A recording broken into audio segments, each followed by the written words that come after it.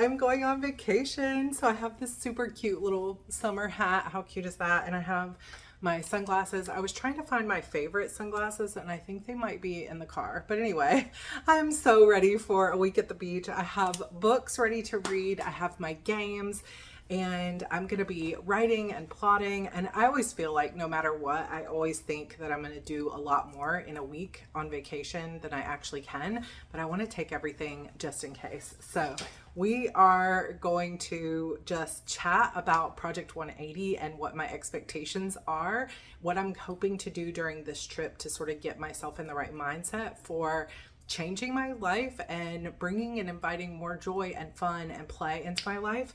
And I figured, why not talk to you guys while I'm getting everything packed. We are literally leaving tonight. So I am pretty excited. We're going to drive maybe 3 hours tonight after we go to church. And then we are going to drive the rest of the way with about 6 or 7 hours tomorrow. Oh my gosh, 6, 7. Every time I say it, I just hear my kids in my head. Anybody else, please? Still, how long is this going to last for the rest of our lives? We're going to drive the rest of the way tomorrow and hopefully get there by check-in at 4. So I am giddy with excitement. And so why don't you hang out with me? We'll chat while I pack up my backpack and sort of clean everything out and get everything ready to go to the beach.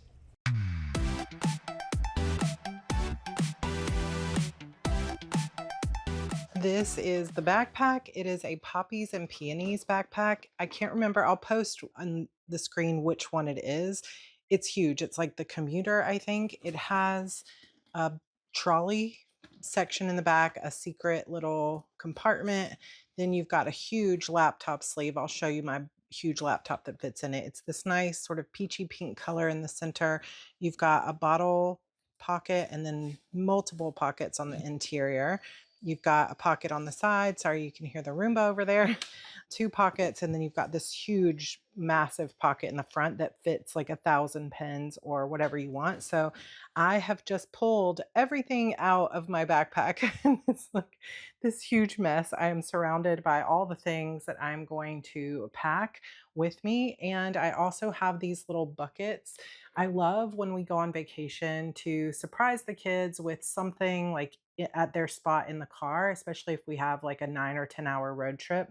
So this is Andrew's. He's got like a little gaming thing, like kind of like a memory game, some avocado oil, potato chips, and some little hand wipes, a little Kirby thing, and a brain rot, sort of like Sudoku kind of thing. Then Evie has a little guy attached here, and then she's got some little Pokemon figurines, little water, one of those water games, and some coloring books. I got all of this at Five Below. The buckets were only $1. Oh, Evie also has in hers, she has this little, I don't know, it's like a little jelly pouch. And inside, I've got some like little toiletry kind of things. I don't know if I can open it very well with one hand, but it's just got this little lotion and some hand sanitizer. Oh my gosh, the hand sanitizer is so cute. So this hand sanitizer came from Five Below and it has like a little charm on it. It's so cute. So I've got all of those little things for her in there. But I just remembered as I was putting it together that when we went on date night last weekend, we went to Daiso and I had gotten a few little games for them there. So I'm just going to pile those in and we'll put those into their car. I've also got my vlogging camera here that I'm going to pack up. I've got my laptop, my Lenovo laptop. This laptop, it's the Lenovo Legion gaming laptop. Now I have the MacBook Neo, which I am going to do a review on soon. And it would be great for travel, but I want a game. So I've got my Xbox controller, my gaming laptop, my Kindle, and I'll just kind of show you all the stuff that I'm packing in and taking with me. So let's get started. All right. So first things first, I've got a trash can here because anytime I clean out my backpack or my purse, there is going to be just a bunch of like random bits of paper. So we're just going to start cleaning some of that stuff out and hoping that we can get, I mean, it's like, who knows, some of this stuff. This, holds Q-tips. It's so cute. I got this at Daiso also. However, now it has spilled everywhere. So we're just gonna put this together. And while I'm chatting about, or while I'm doing this, we're just gonna chat for a little bit about Project 180. So if you have been watching some of my recent videos, I embarked a month ago on a journey to up level and change my life and really go all in on my dreams over the next 6 months. So we are fully 1 month in to Project 180 now. And most of the first month was just about rest and grief and setting up my trackers and thinking about what I really, really want to do and healing. And there have been so many unexpected things. And, you know, in a way, I kind of wonder if sometimes when we say, okay, I'm ready to change my life, the universe does sort of throw things at us to be like, are you really sure? Let's get rid of all the things that are holding you back. It's sort of like, you know, when you purge the toxins in order to, you know, like you're doing a cleanse or whatever, the universe is kind of like, let's cleanse you now.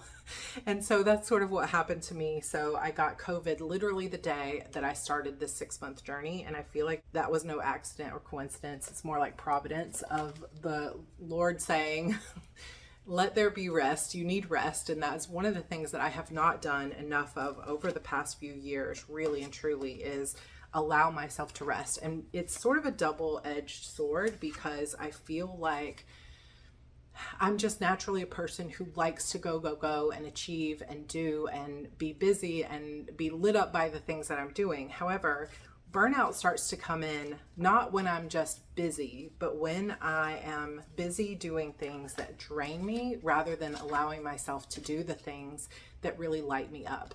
And when you are an entrepreneur, there's no salary coming in. There's no guarantees about how many people are going to follow you or how many people are going to sign up for something or anything like that. And it gets really easy to get wrapped up in the idea of like, these are all the things that have to get done. And there's never an end to the number of things that you could be doing to advance your business or your life or your writing career or anything else. It's like there's always things that you could be doing better or more of in order to advance further. And I think sometimes it's hard to know, when am I doing this because it is really something I'm passionate about, and when am I doing this because I'm trying to prove myself or because I feel like I'm, I don't know, trying to like live up to someone else's expectations of me or to my own past expectations of myself. And so part of Project 180 for me is, look at this super cute washi tape. It's like boba teas and stuff. These are all from Simply Gilded shop. Love her stuff. But I feel like sometimes, you know, Project 180 is just my way of saying I am going to decide what is right for me and what is really aligned for me, and I'm going to stop as much as I can worrying about performing for other people or showing up because of expectations. I mean, we have responsibilities, so like I said, there's always a balance, but I want to do as many things as possible just because I love it. And I want to show up for my writing. I want to be a best-selling author, and I want to be somebody who shares authentically and excitedly about everything. And so I want to really get back to that as much as possible. This is going to be kind of a disjointed chat, I feel like, because I'm going to be talking about what I'm packing as I go. So I have a million pins, and like I said, they all fit in this front pocket, but I don't know that I need all of these. A lot of these are these dot pens, the dot markers, and I do love them, but I don't know that I want to take them. So for now, I know I want to take this Sharpie S-Note dual tip. I love these, and I've got the rest of them already in my bag. So I'm going to set everything else over to the side, and I don't need that. So I'm going to set that here. It's like I have random, just like little medicines and stuff. The backpack. Last time I had this, well, I took it on my previous flight, and so I still even have my little like earbuds on. So let me get that stuff organized. I also have, as always, a ton of index cards because I just carry them around with me everywhere I go. And I was trying to kind of look and see what, I don't really need those. I should just throw them in recycling. So A lot of these I don't need, but these are blank, so we're going to take those with us. I'm also going to pack this up. So this is my vlogging camera that I use most of the time when I'm vlogging. It's a DJI Pocket 3, and it comes with this nice carrying case, and so you can just pop it in to protect the gimbal, and then it will go inside one of these little sleeves here. And so I'm going to pop that in just in case. I don't know for sure that I'm going to vlog, but I'm going to consider it, I guess. So it has another part of it. You can stick this into the bottom of it, and it's an extra battery, and also it's got a little tripod here, which is nice. And then you have the DJI microphone. All of this should fit in here, hopefully. So I'm definitely taking this. I'm also going to take some headphones because I'm so excited. I'm hoping on this trip, if we're going to talk a little bit about what I want to do on this trip to really further support my Project 180 goals. Actually, I don't know if all this stuff fits in here. I think there is a way that it fits, and I'm just not putting it in correctly. So part of my Project 180 goals are to really get my health in order and to just feel better in general. And so part of what I'm doing over this trip is I'm going to be reading, resting, relaxing, being out in the sun with my hat and my sunscreen. I'm hoping we can rent maybe an umbrella or something when we're there, but just getting all of that sunlight. It's supposed to be in the 80s the whole time we're there, and sunny and beautiful. And so I am very, very excited for the weather. I'm going to pack this into this side pocket here because it fits perfectly in there. And so that's the first thing to go in. I'm gonna read while I'm there. I don't think that I am going to pack these books in my backpack because they're gonna be too heavy, but I have 5 books that I'm taking, as well as my Kindle Colorsoft, and this has infinite number of books on it. And I know it's kind of ridiculous, but I'm not going to be able to do all these things and game and hang out with the kids and do a puzzle, and we're doing a sandcastle class, and we're going to see dolphins, and you know, there's not going to be time for all of it. But as a futuristic person, it makes me happy to daydream of what all I might do while I'm there. So we're taking everything. So I'm taking Chloe Gong's Cold Wire book. This is a YA cyberpunk. This is the one I have already started reading, but I didn't get very far. I'm on chapter 3. So this one I know for sure I will finish. Then I'm also taking Sunrise on the Reaping by Suzanne Collins. This is the latest Hunger Games prequel, kind of. It's like the sequel to the prequel. And the movie is coming out soon, I think. So I want to, this is Haymitch's story. Let me know if you've read it. Then I'm also taking Dungeon Crawler Carl. I feel like I'm going to be a little bit all over the place with my genres, but I have wanted to read this forever. George wants to read it too. So we're going to start with book 1. I feel like later books in the series, I'm going to definitely be reading on my e-readers because this series gets very long. Like the most recent books are like this big. And then I also recently picked up, let me know if you read this book when it first came out. I think this book came out probably in maybe 2011, 2010, I don't know, a long time ago. And this is by Tahira Mafi, and it's called Shatter Me. I bet some of you read this because it was a massive bestseller, but they just recently came out with this special edition. And I never read these, and even though I wanted to, I just never got to it. And so I'm like, okay, now it's time to read it. So I've got that one. And then my sort of self-help personal growth book is Breaking the Habit of Being Yourself by Joe Dispenza. And I'm going to be doing a couple of walking meditations from Joe Dispenza. And if you're not familiar with Joe Dispenza, he talks a lot about like quantum leaps and neuropsychology and quantum physics and things like that. And one of the things that he talks about in this book, even though I'm only this far in, is this idea of we are programmed from childhood to have certain habits and certain ways that we respond to things and certain perception about the world and about how we exist in the world, but that through our mind, through meditation, we can heal some of that trauma and heal some of those Like, he even believes and has evidence that you can heal parts of your body and various things like that. And so whether you agree with it or not, this has been highly recommended to me by my energy coach and therapist, and I am very excited to keep reading it. And I have downloaded a couple of meditations from Joe Dispenza that are almost 2-hour meditations, but they're walking meditations. I really want to get more into meditation for this 180 days, because I think that quieting my mind and really getting grounded in my body is going to be essential to healing and loving myself and changing some of those perceptions and some of that mindset and some of those habits that I don't want anymore, those limiting beliefs and habits. And I think that most of the time when I go to meditate, when I'm just sitting down like this, I fall asleep. And even if I'm sitting up, I still get so relaxed.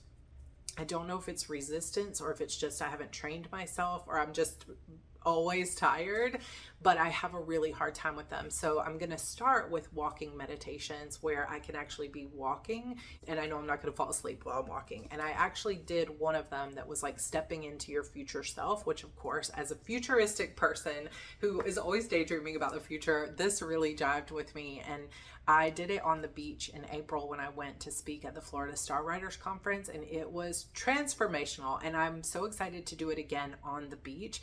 So I just need to find a time when I can put my headphones on and not feel like I'm missing time with the kids. So either I don't want to go when the sun is at the worst UV, but I also know I don't want to get up like super early in the morning. So I might do it in the evenings. We'll see when the right time comes along, but probably sometime when the kids are on screens or doing a puzzle or playing a game and being more quiet, or when they're just going to sleep and I can go outside if I can do it safely. I don't know. But he has a stepping into your future self where you imagine that you are like, you stand and you just stare at a point. So I was staring at the horizon on the ocean, and you basically envision what it is you want for your future, and you dream that it's real, and you put it into your heart of like, that could be my life. And then he says, okay, let's walk. It's kind of cheesy. Like when I first heard it, I was like, this is a little cheesy with the music, but it also is really emotional, and it really allowed me to get into this vision of who I am. Highly recommend it if you like Joe Dispenza's work or you like walking meditations. You might try it. I think it was just downloaded from his website, joedispenza.com. But as you walk, he's like, imagine that this is your life, and it gets you into this really good positive mood as you dream of what your future could be. So I feel like that is perfect for Project 180, which is exactly what I'm trying to do with my life. And then I'm also reading this. So am I going to get to all 5 books and my Kindle and my games? Probably not. However, I am always an overpacker, especially when I don't have to get on a plane. I am an overpacker, and I'm happy to do that. Those I will probably pack in my actual suitcase and not in my backpack that goes on my back. Another thing that I'm taking, like I said, is my Xbox controller and my Lenovo gaming laptop. So this laptop is a powerhouse. It is heavy. It is quite big. I don't even know the dimensions of this, like an 18-inch laptop. And I can play my Xbox games on this, connecting my controller with Bluetooth. And so I have World War Z downloaded. I also have Diablo 4, and I have Skyrim. But the main game that I've been playing lately is Claire Obscure Expedition 33. So I'm very excited to keep playing that. So this is the one I'm taking instead of my lighter MacBook Neo. And one of the things that I wanted in a backpack when I was shopping earlier this year was a backpack that could fit and had a sleeve for such a huge laptop, and it does absolutely fit in here. So that is going there.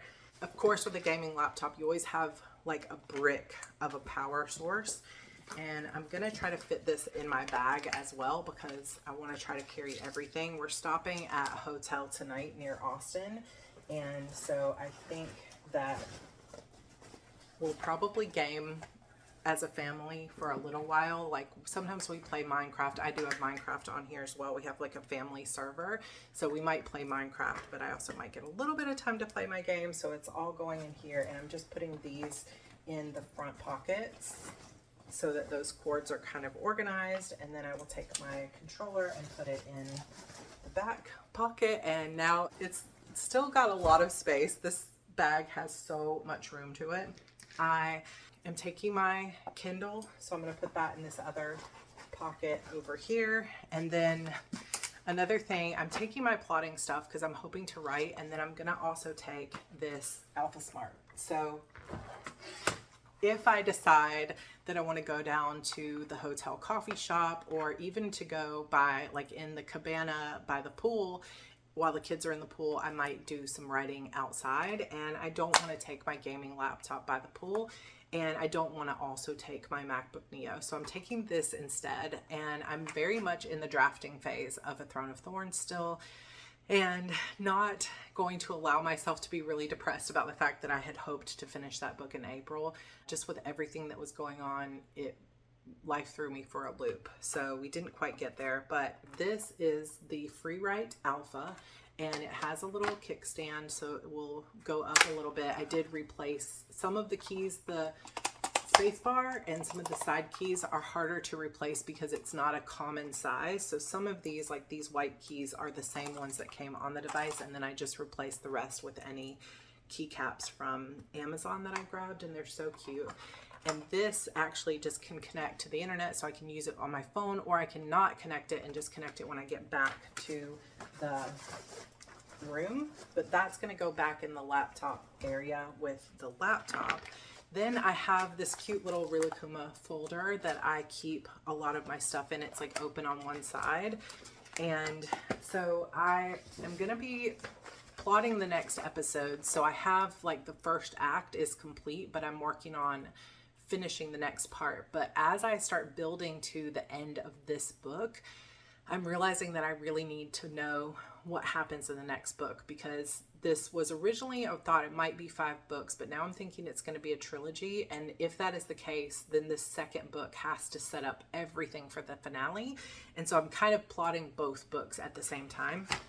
So if you haven't seen this is I think it's a 32 by 17 page, and it's graph paper. I'll see if I can post a link for you guys.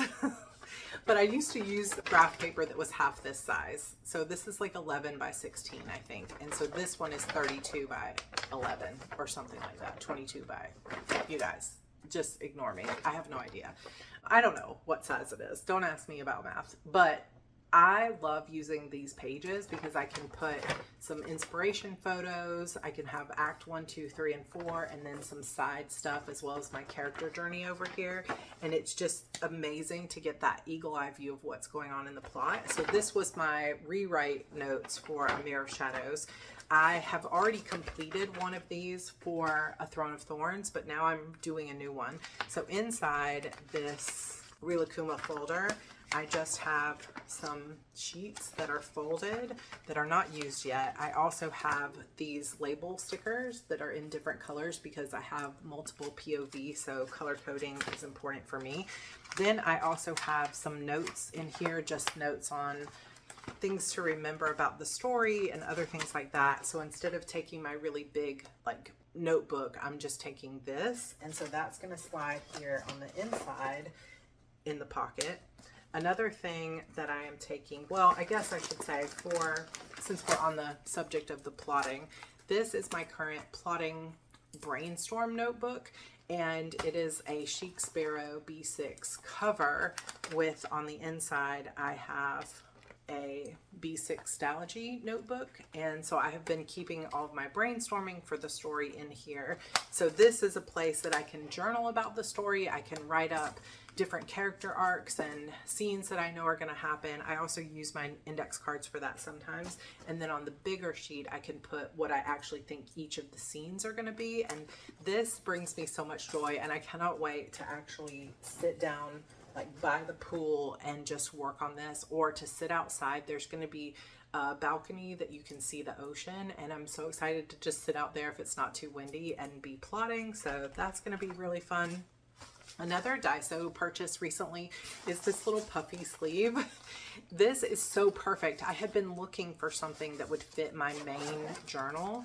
So I have, this is my Sterling ink. It's not a common planner. It's just a B6, A5 Slim sterling ink, and it is in my Louis Vuitton that my kids got me for Mother's Day last year. And I don't want to just throw this in my bag because it's this pink color and I don't want it to get a bunch of ink or other things on it. So I've been looking for a sleeve that fits it perfectly. And I got this for $4 at Daiso, and it's perfect. Like, it could not be any more perfect. It's amazing. And I'm so happy that I have it. And it's this beautiful purple color that coordinates so well with all my other stuff. And then on the front, it has this pocket that I put, so this is another thing I got at Daiso on date night. So this is the rest of those markers. Let me think where I just put that one. Here it is.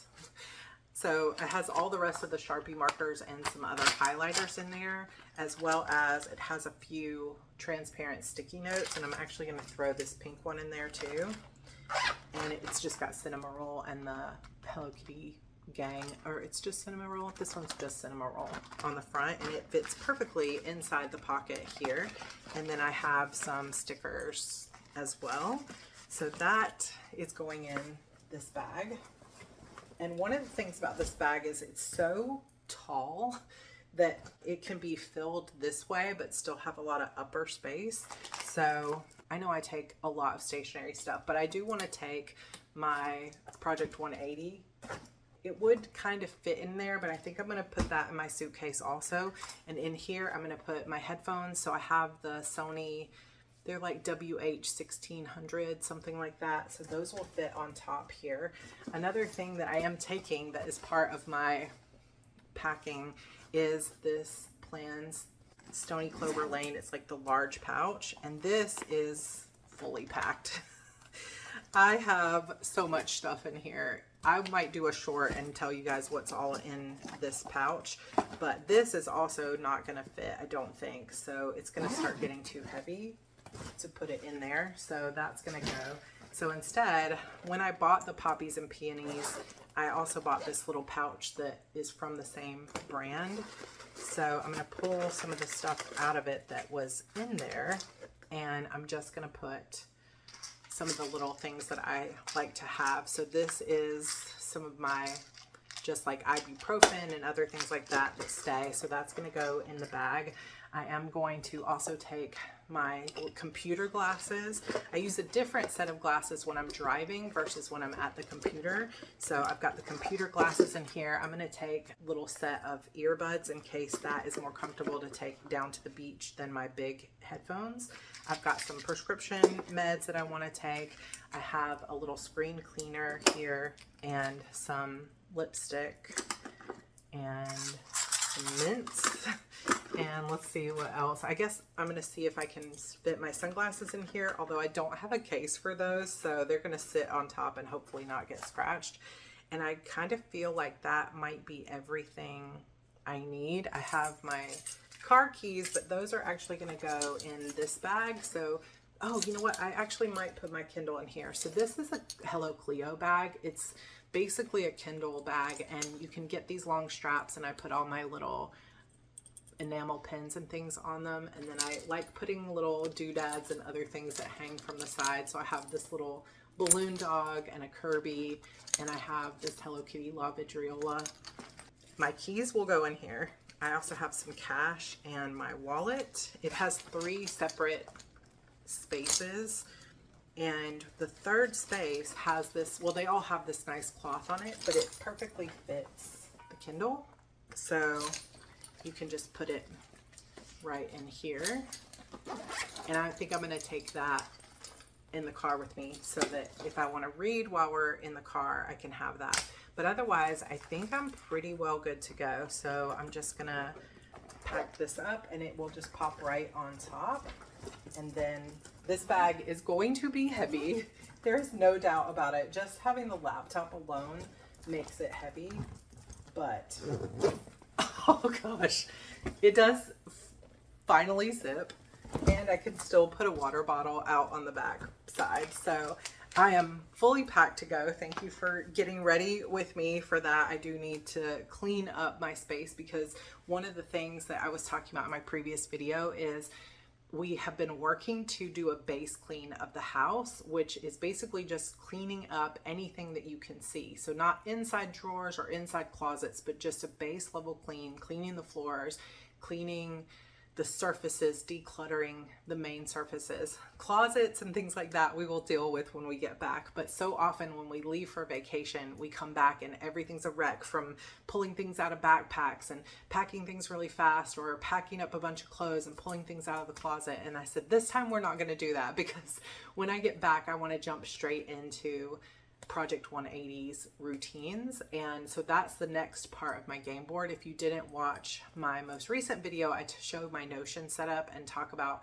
what a game board strategy is. And the game board strategy pieces that I showed you are really just the surface level of it, because there's more planning that I want to do in terms of how I'm going to tackle each room, each closet, each set of drawers, how I'm going to tackle each piece of my health, including how I'm using this glucose monitor and my Aura ring to track my health, track my stress, track my cycle, track my sleep, just everything that I can in order to next level my health.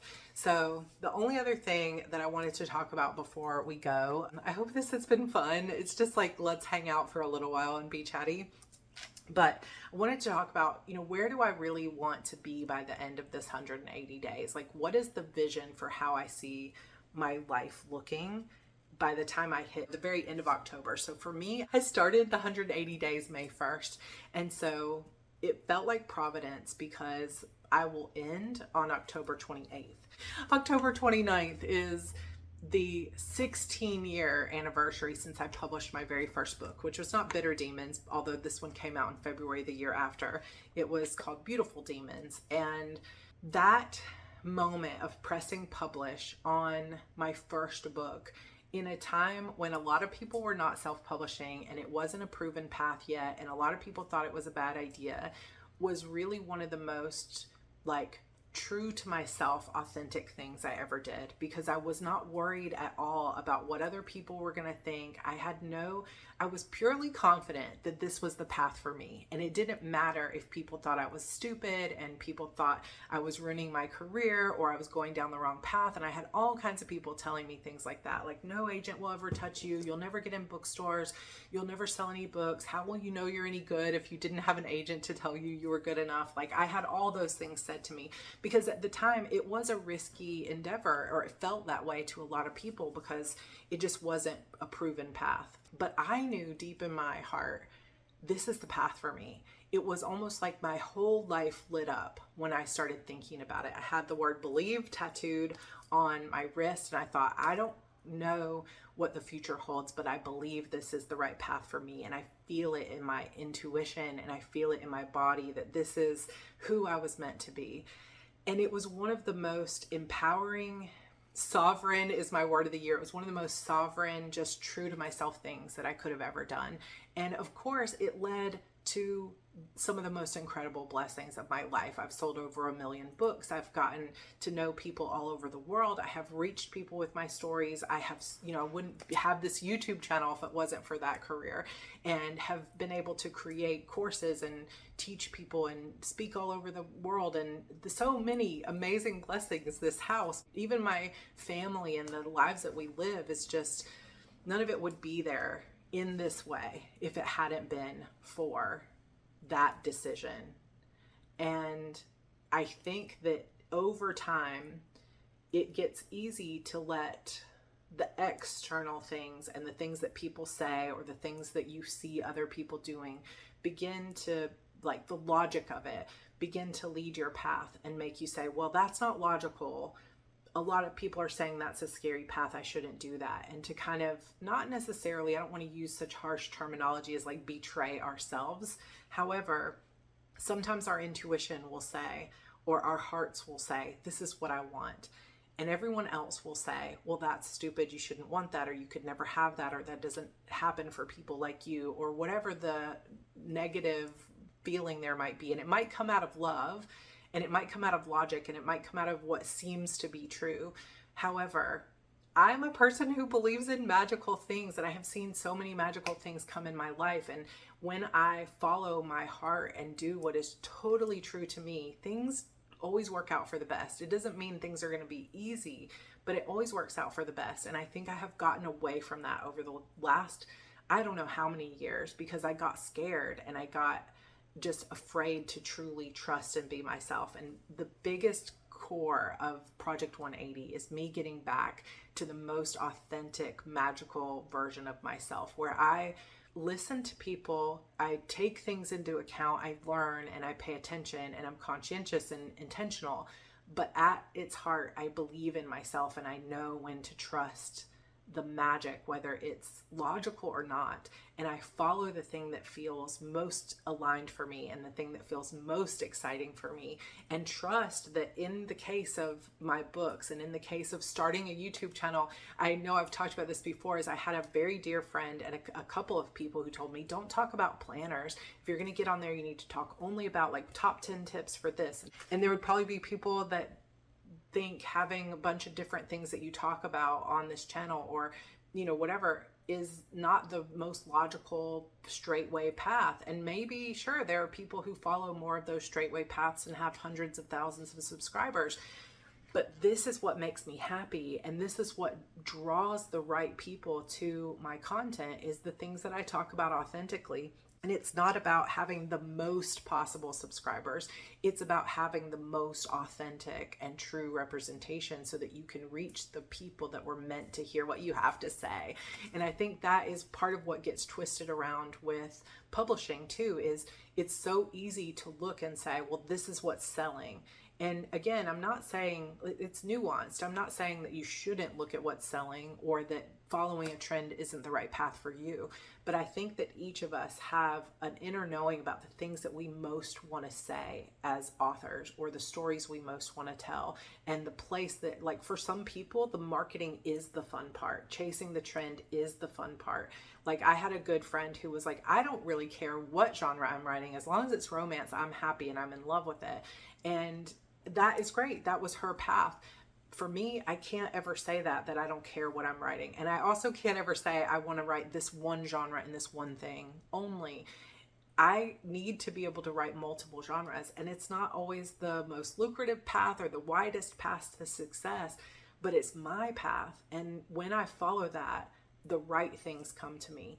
And I am ready to get back to a place where the highest thing I value is my own excitement and joy, and the right people that find me, and the right things that I'm doing, not because it's the most logical or even the most successful externally, but because it was my purpose. I know that sounds so lofty and wild, but that is what I'm feeling drawn to. And Project 180 is about releasing any limiting beliefs, releasing any like old negative stories that I've been holding on to, any of this part of me that feels like I'm a victim of the things and the trauma that I've experienced, and instead trying to pull that into and turn it into the power of, this is who I am and this is what I've been through, and I'm going to take that experience and I'm going to become the best version of myself that I possibly can. And it's not some like toxic idealized version where I think I'm going to be perfect. I don't think that's attainable in any way, but just where I feel like as often as possible, I am being more true and honoring my true desires and soul purpose. There's no way to not make this sound lofty. It is lofty. I'm ready to be the full representation of who I can be and stop holding myself back. And that feels scary as heck. I mean, it really, really feels scary. Like, oh my gosh, even just saying that feels like I have this voice in my head that says, who do you think you are? What do you think you're capable of? You're nothing. And it's like, I have to understand that there is some part of me that feels like it is dangerous to be my full truth of who I am, because it will make me be seen, and that will make me be criticized, and maybe that will hurt in some way, or maybe I'll go after a dream that I don't ever achieve, and that will hurt, and that feels really scary, and it feels vulnerable, and it feels dangerous. But also the highest part of me, the part of me that really believes I am a special person and that I am capable of making my dreams come true, is just ready to say, let's be delusional and let's just go after it and let's see what happens. And the sky's the limit. There's no limit to what is possible. There's only how high can I dream and how much can I wade through all the stuff that keeps me small and try to believe in myself as much as possible. And I don't know what that's going to look like at the end of 6 months, but I'm hoping by the time I reach that 16th anniversary of my first book and that first big choice that I made that was so true to who I am, that I am going to see a new possibility of who I could be, because I will be standing on top of a different mountaintop instead of sitting in the valley that I've been in for the past few months or years, really, of not being able to see what I think is possible and instead trying to just maintain what I have and afraid that I'm going to lose it. I'm ready to climb up the mountain and see what waits for me on the other side. And I'm hoping at the end of this 6 months, I'm going to really believe in myself. I'm going to be really authentic. I'm going to be continuing to be like, one of my favorite books that really opened my heart wide open was called The Desire Map by Danielle Laporte.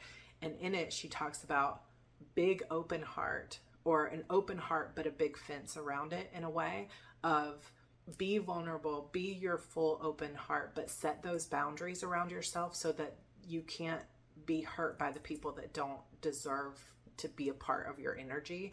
And that has been hard for me. And so I'm ready to build the fence, but keep my heart wide open. Big boundaries, but like strong boundaries, but open heart. And so that's who I'm trying to become.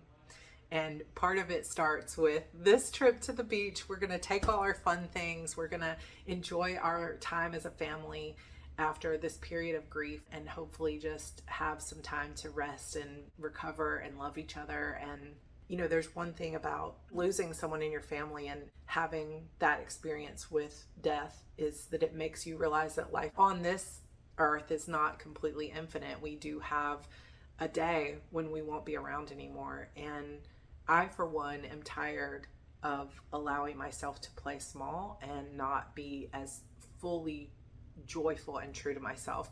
I have been chasing the, like, yes, I want to be a best-selling author, but really at its core, being a best-selling author, even making millions of dollars in and of itself, will not make you happy and fulfilled. We think it will, and I feel like social media and life tries to sell that to us, that we're going to be so happy and fulfilled if we just have that top level of success. But if that were true, all celebrities would be so happy.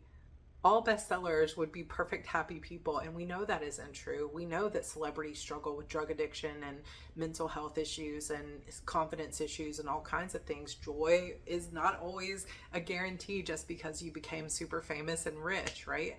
And there are lots of people who don't have a lot who are super joyful. So it's really not about the accomplishments. And I think that I have been steered too much toward valuing that instead of valuing my deep satisfaction and joy. And it doesn't mean that I don't want those big things. I just want them to come in a package that is as joyful and fulfilling and satisfying as possible. Writing what I want, being the person that I want to be, and not having to compromise any of that along the way. And so that's my goal. I know it's lofty, but it's also really dang exciting. So thank you for sort of packing with me. I am so happy to be heading to the beach. We've got a couple of hours before we leave. So I know the kids are ready for lunch. So we're going to finish cleaning up. I'm going to pack all this stuff into the car and we're heading out. So I will see you guys when I get back with a vlog for totally resetting my Kanban board, my Q3 plan. One of the things that I had meant to talk about was, why didn't I do this on a 90-day segment? Like many of you know that I run a class called HB90. It's open for enrollment right now. So if you want to come join us, this is the perfect time. I feel like the energy of this class is going to be off the charts this round because of the energy I'm bringing to it, and a lot of the alumni are feeling that too. So come join us. We start on Sunday. When you guys are watching this, we'll be starting on Sunday the 14th. So I hope that you will come join us. You can also come join the Follow Through Fix, which is my monthly membership where we stay connected to our goals. We run a challenge every month. Lots more coming on that. But I did not want to wait for a brand new quarter, and I missed the beginning of Q2 with April. I just didn't have everything ready to go. And I really decided to do this when I was at the beach in late April. And I didn't want to wait until a brand new quarter. And I think sometimes we do think, oh, I have to wait until things are perfect, or I have to wait until a Monday, or the beginning of the year, or the half, whatever.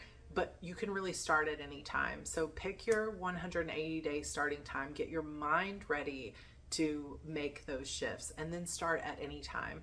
But I will be moving into month 3 of my challenge when I hit Q3 in July. And I'm ready when I get home from the beach to actually go ahead and clear off my Kanban board, set my goals for the next 90 days, which will be just a miniature part of the 180 days fully.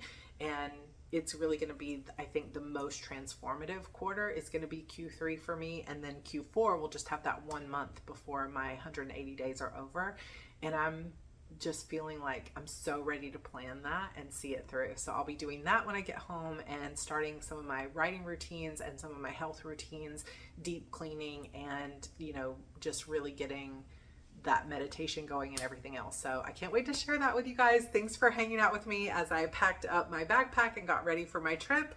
I hope you have a wonderful week ahead, and I will see you soon. Make sure you hit that subscribe button. Come join us in HB90, and I will talk to you next time. Love you. Bye.